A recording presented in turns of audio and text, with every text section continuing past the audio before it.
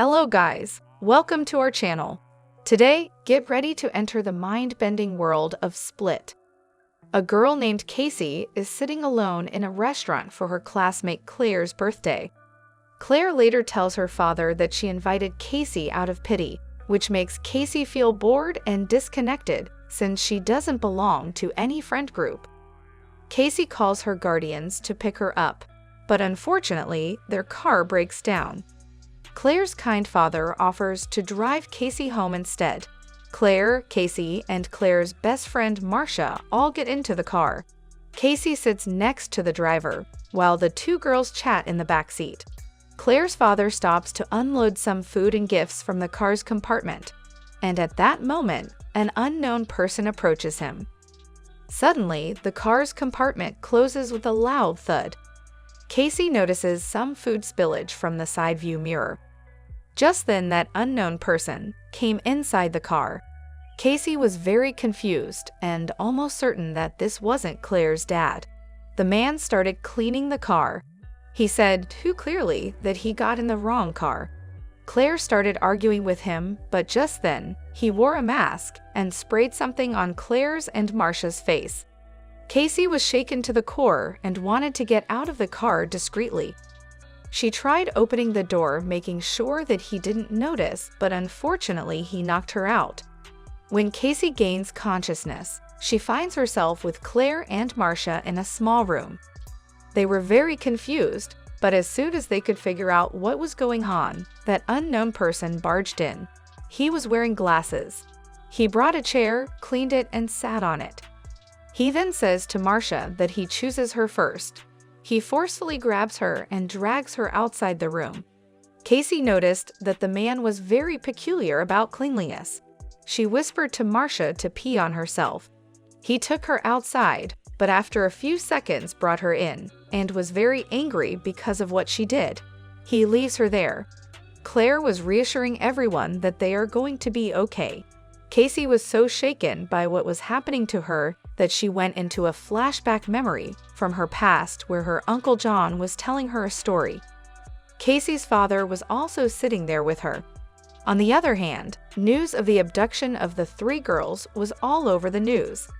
An elderly psychotherapist named Karen enters a room, sits down at her computer, and notices that her patient, Barry, has scheduled an appointment to see her.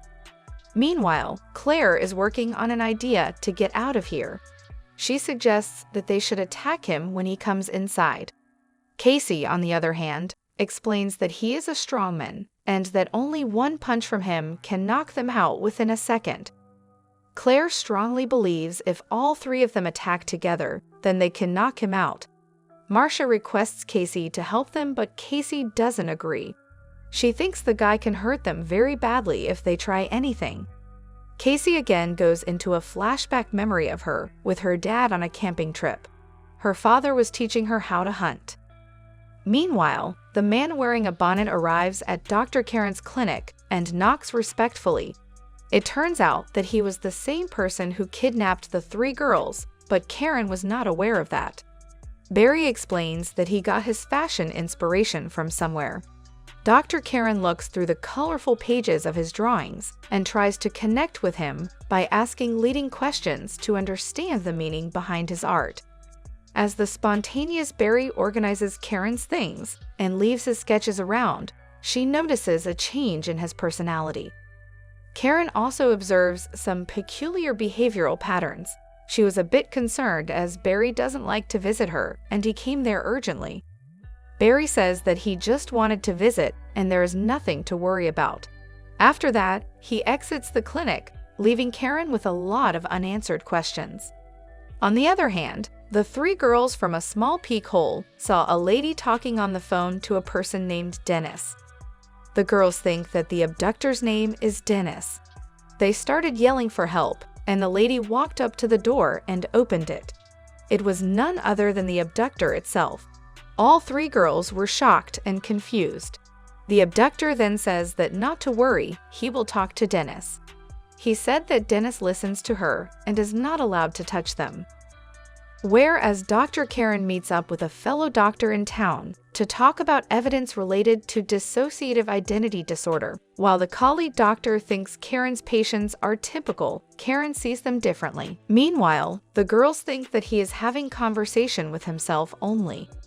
Claire thinks that the guy is crazy. Just then the guy enters the room wearing glasses and assures them that he won't touch them as he has talked to Patricia.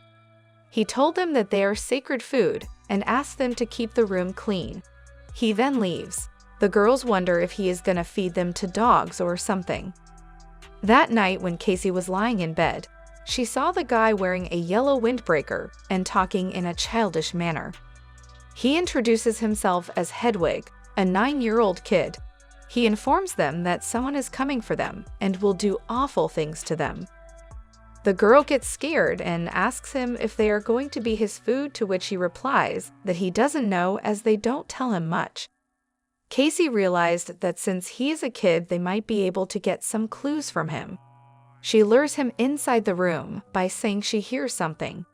She then tells him that Dennis and Patricia are coming for him since they want a boy this time. Hedwig starts crying and says how can Patricia still be mad at him. He also revealed that Dennis followed Claire and Marcia for 4 days. Casey says they need to get out before anyone gets here, but Hedwig leaves saying that it will take forever to make the room safe.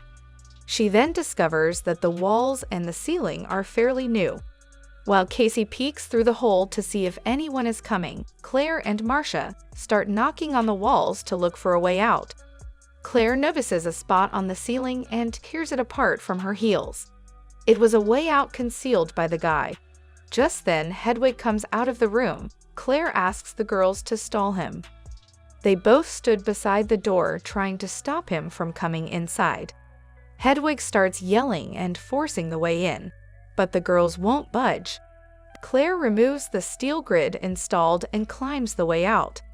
The guy returned as Dennis, and with ease opened the door, even though the girls were standing against the door. Claire finds a way and starts running her way off. Dennis starts shouting at her from behind. She hid in a locker, but Dennis found her and asked her to step outside. He then told her the sweater is dirty, so she should remove it. He then warns her to not trick kids, and he is being nice to them. He then locks Claire in a separate room. Later, he conceals the path again and asks Casey and Marcia to take their clothes off as they are dirty. In the meantime, Dr. Karen engages in a video conference with her fellow psychotherapists based in Paris. During the discussion, she explores the clinical evidence surrounding her patients with dissociative identity disorder and delves into the potential of unlocking all the identities the human brain can house. Following the conference, Barry pays her a visit, but she quickly recognizes that he has assumed a different personality. Apparently, the guy's name is Kevin, and he has 23 personalities in him. She was able to identify that she is talking to Dennis and revealed that he used to watch Dancing Without Clothes. Dr. Karen decides to deceive him by expressing her interest in talking to his other personalities, but Barry dismisses the idea. Barry insists that neither Dennis nor Patricia has taken over him, as they are unstable and forbidden from presenting themselves in public. Frustration grows as Karen continues to challenge him. After the session, Dr. Karen reviews the CCTV footage and concludes that Dennis or Patricia must have truly assumed control during the encounter, performing an act while taking over Barry's identity.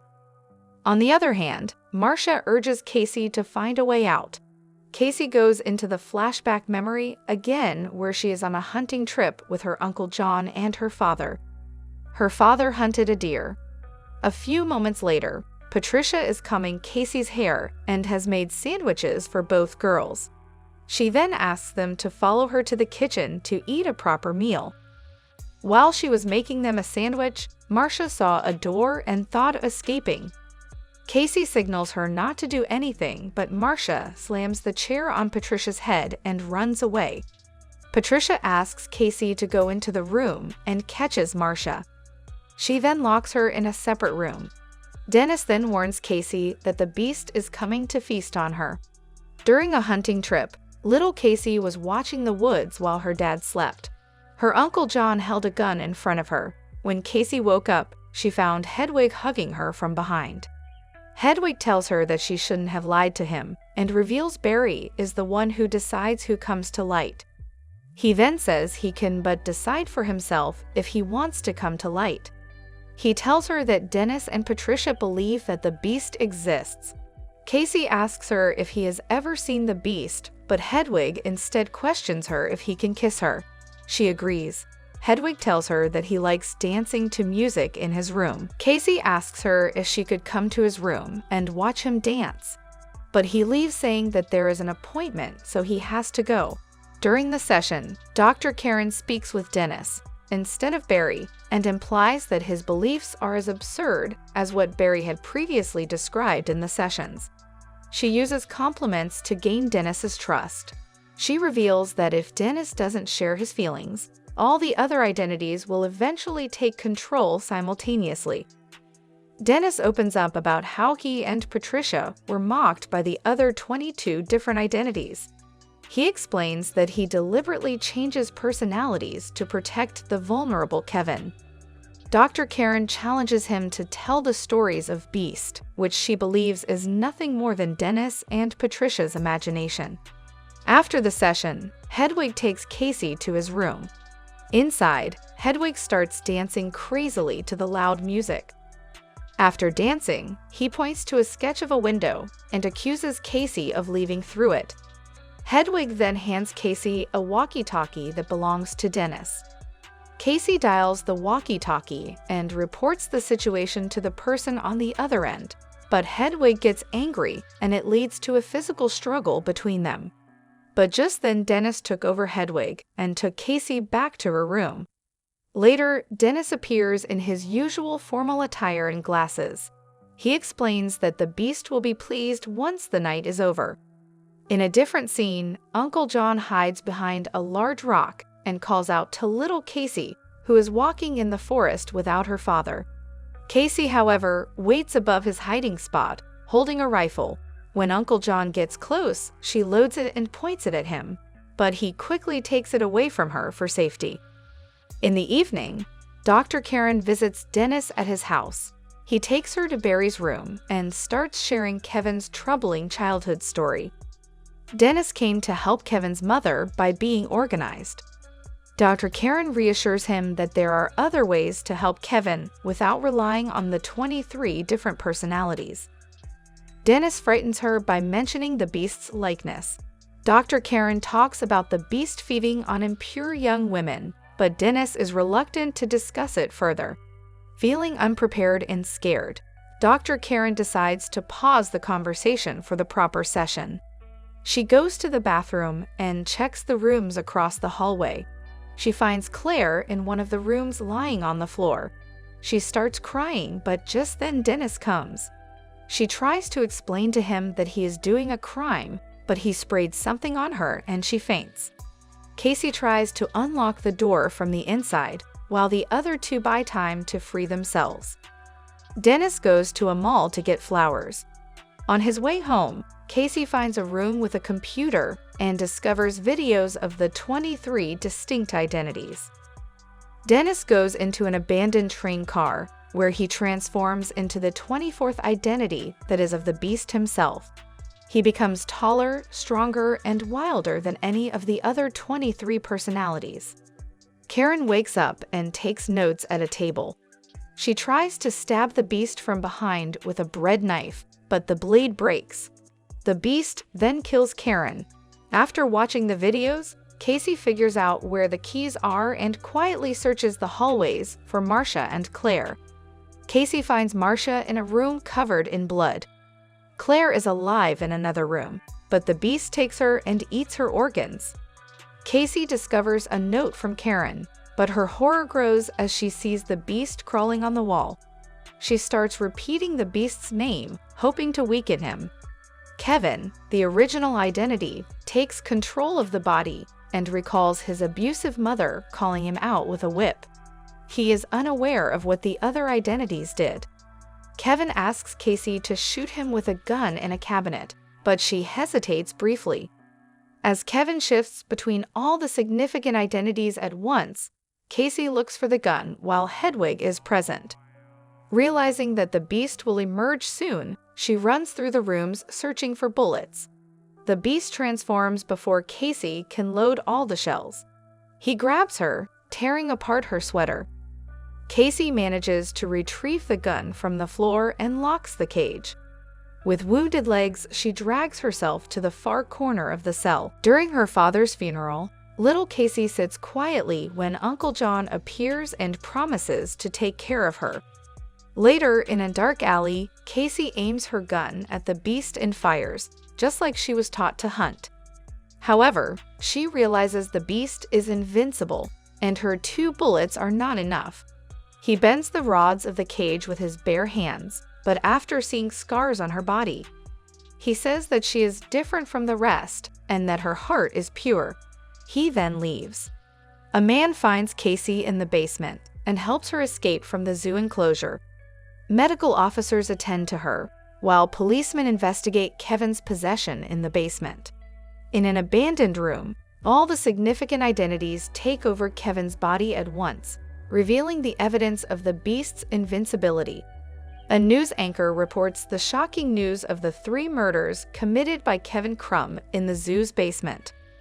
The world now knows that dissociative identity disorder really exists, dispelling skepticism among people. Thanks so much for watching. To stay updated with us, just click subscribe for more upcoming videos like this. Till then, take care and goodbye.